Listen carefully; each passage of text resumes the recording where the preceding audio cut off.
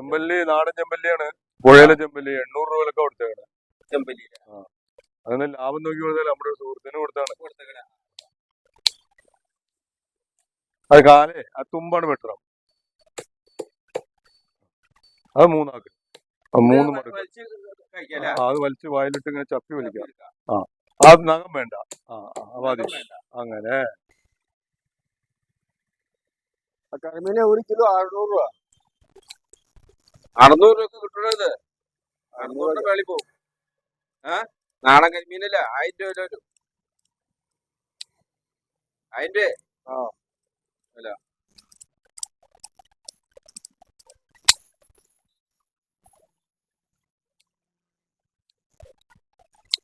ഇതാണ് കരിമീൻ.